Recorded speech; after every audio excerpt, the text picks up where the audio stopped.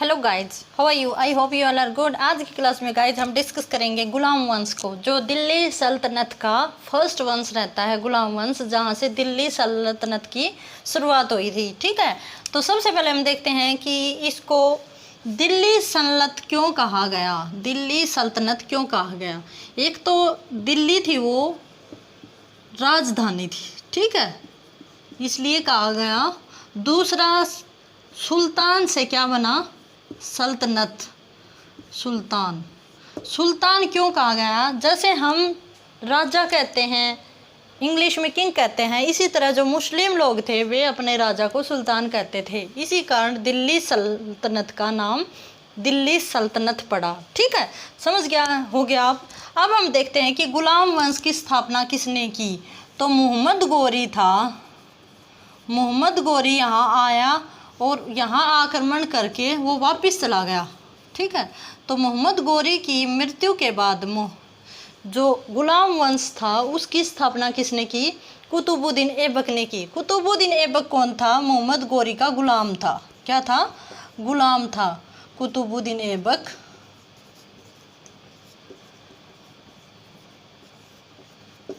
और गुलाम होने के कारण इस वंश का नाम क्या पड़ा? गुलाम वंश पड़ा। ओके, ये बात याद रखना।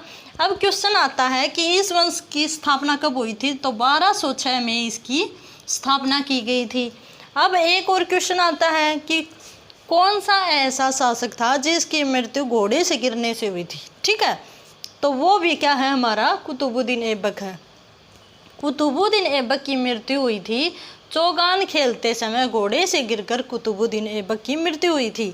ये क्वेश्चन 100% कोई भी क्वेश्चन पेपर हो, चाहे हमारा HSSC का हो या फिर HTET हो या फिर अदर नेशनल लेवल का कोई पेपर हो, तो वहाँ पूछा जाता है। ठीक है, तो घोड़े से गिरने के कारण कैसे हुई थी? घोड़े से गिरने के कारण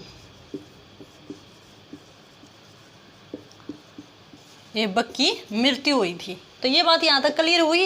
अब इसके बाद दिल्ली सल्तनत का सुल्तान कौन बना? तो वो बना था इल्तुतमिश। कौन बना था? इल्तुतमिश।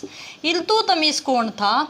इल्तुतमिश जो कुतुबुद्दीन ऐबक था उसका क्या था? गुलाम था। ठीक है, एक दूसरा दामाद था। तो जो कुतुबुद्दीन ऐबक था, उन्होंने अपना जो नेक्स्ट उत्तराधिकारी बनाया वो इल्तुतमिश को बनाया, गुलाम और दामाद होने के कारण। अब चलते हैं इल्तुतमिश के ऊपर। इल्तुतमिश के बारे में 5-4 क्वेश्चन ऐसे इंपॉर्टेंट बनते हैं जो एग्जामिनर पुट कर देते हैं। एक तो तुर्कान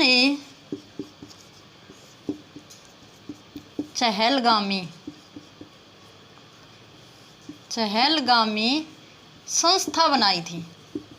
ठीक है, जो कितने लोगों की थी? 40 सरदारों का था। एक समूह बनाया था, एक संस्था बनाई थी सरदारों का। ठीक है, नियुक्त किया था। एक तो ये इन्होंने एक काम किया। दूसरा इन्होंने क्या किया? जो कुतुबुद्दीन ऐबक ने कुतुब मीनार की नींव रखी थी उसको पूरा करवाया था। कुतुब मीनार जो शुरू करवाई थी किसने? कुतुबुद्दीन ऐबक ने। और इसको कंप्लीट किसने करवाया? इल्तुतमिश ने। तो ये क्वेश्चन भी पूछा जाता है। ठीक है, और नेक्स्ट क्या रहता है? कुतुब मीनार को कंप्लीट किया। इक्ता प्रणाली चलाई थी। इक्ता प्रणाली। इक्ता प्रणाली क्या थी? जैसे हमारे ज़िले होते हैं ना, इस तरह उस टाइम पे क्या होते थे? इक्ता होते थे। और उनका जो मुखिया होता था उसको क्या कहा जाता था? इक्तेदार। ठीक है, तो ये बात याद रखना यहाँ से। नेक्स्ट क्या है देखना एक बार।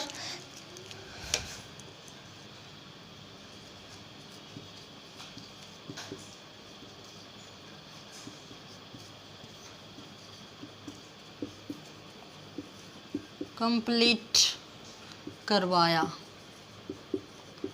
तो ये इनका बहुत इम्पोर्टेंट क्वेश्चन रहते हैं। अब क्या है, हम चलते हैं इल्तुतमिश के बाद नेक्स्ट जो शासिका थी दिल्ली सल्तनत की, तो उसके ऊपर चलते हैं। इल्तुतमिश था, इसके पुत्र भी था और पुत्री भी थी। पुत्र था वो क्या था? अयोग्य था। अयोग्य होने के कारण इसने अपने पुत्र को राजा नहीं बनाया। किसको बनाया? रजिया सुल्तान को। रजिया सुल्तान को इन्होंने क्या बना दिया? शासिका बना दिया। ठीक है, क्यों बनाया? क्योंकि ये काफ़ी योग्य थी, इसलिए इन्होंने क्या किया, पुत्र की जगह पुत्री को दिल्ली की शासिका बना दी। जो रजिया सुल्तान थी उसके बारे में देखना एक बार, कुछ इम्पोर्टेंट बातें। कौन है नेक्स्ट शासक? रजिया सुल्तान। रजिया सुल्तान थी वो, यहाँ आप नोट्स भी बना सकते हो, मैं बहुत डिटेल में अच्छे से करवा रही हूँ आपको। सुल्तान, रजिया सुल्तान थी वो, इस टाइम पे अनमैरिड थी, ठीक है। इसका जो भाई था रजिया सुल्तान का, वो क्या था, इसके विरुद्ध था, ठीक है, इसके विरुद्ध था। क्यों विरुद्ध था?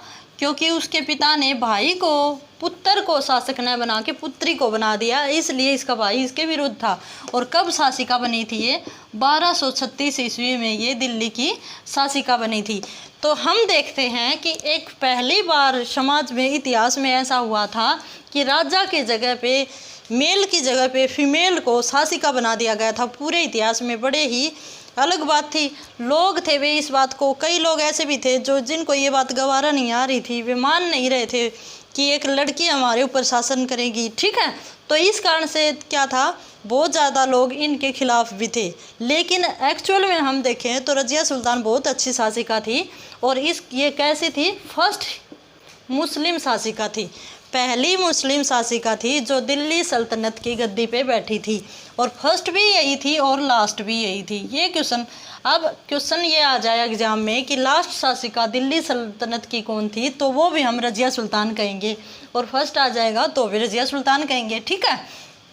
अब हम क्या देखते हैं कि रजिया सुल्तान थी वो गिरी हुई थी क्योंकि उसके अपोज में उसका भाई था, ठीक है।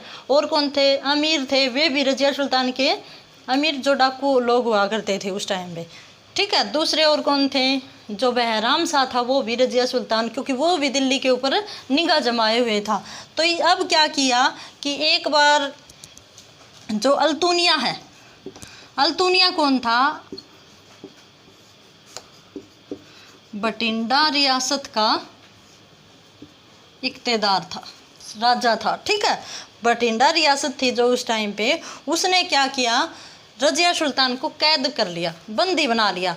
तो रजिया सुल्तान ने उसको ऑफर दिया कि तू मेरे से शादी कर ले, हम दोनों दिल्ली की गद्दी को संभालेंगे। तो ये बात अल्तुनिया के भी दिमाग में आ गई कि भाई बात तो ठीक है, तू पूरी दिल्ली का शासक बन जाएगा, ये तो लड़की है नीचे दब के ही रहेगी। तो अल्तुनिया ने इसके प्रपोजल को स्वीकार कर लिया और दोनों की क्या हो गई, शादी हो गई, रजिया सुल्तान और अल्तुनिया की। तो एक दिन क्या हुआ कि जैसे ही ये दिल्ली जा रहे थे कैथल के रास्ते से, कैथल के रास्ते से 1240 में ये दिल्ली जा रहे थे, तो उस टाइम पे बहराम शाह को खबर दी इसके भाई ने, क्योंकि इसका भाई इसके विरुद्ध था। तो बहराम शाह ने क्या किया, इन दोनों को मरवा दिया, इन दोनों की हत्या करवा दी, अल्तुनिया और रजिया बेगम की, दोनों की हत्या करवा दी। अब क्या था, बहराम शाह ने इन दोनों की हत्या करवा दी। तो एक क्वेश्चन और बनता है, जैसे यहाँ इसकी हत्या हुई थी कैथल में, तो रजिया सुल्तान का मकबरा कहाँ है? रजिया सुल्तान का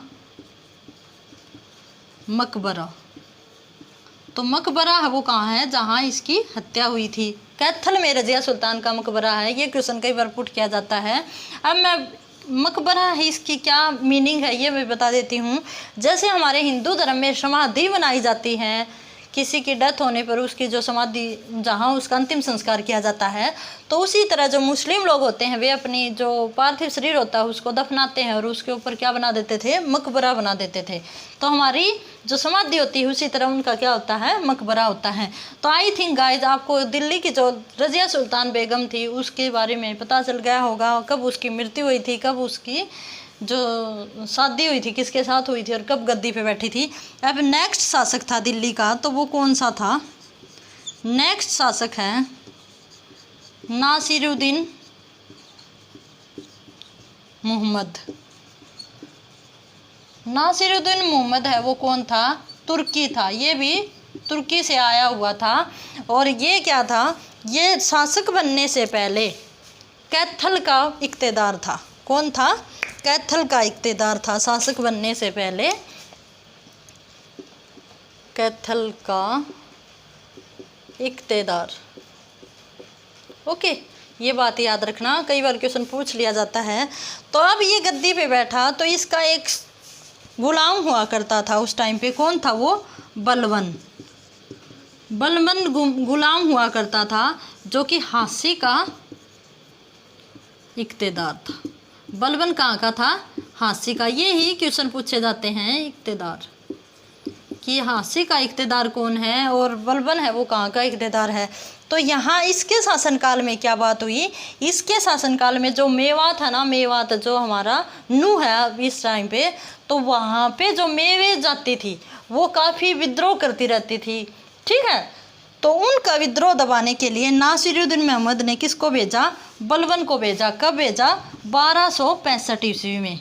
1265 ईस्वी में बलबन ने क्या किया?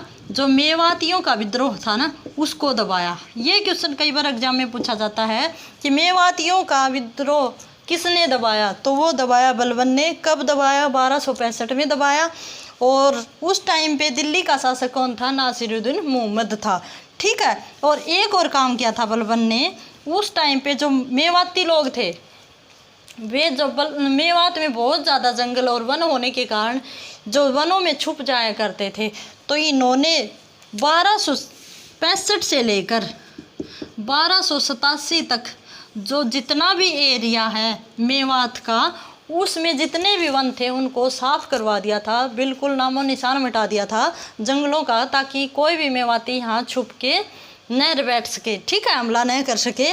तो यही क्वेश्चन पूछे जाते हैं कि मेवातियों का दमन किसने किया? तो वो किया बलबन ने। और इसी के साथ हमारा गुलाम वंश है वो ख़त्म हुआ। और इससे नेक्स्ट वाला वंश आएगा हमारा खिलजी वंश, जिसकी नींव रखी जलालुद्दीन खिलजी ने रखी। तो आई थिंक आपको गुलाम वंश है वो कंप्लीट हो गया होगा। यहाँ मैंने सारे क्वेश्चन कवर करवा दिए हैं जो हमारी हरियाणा जीके से रिलेटेड हैं।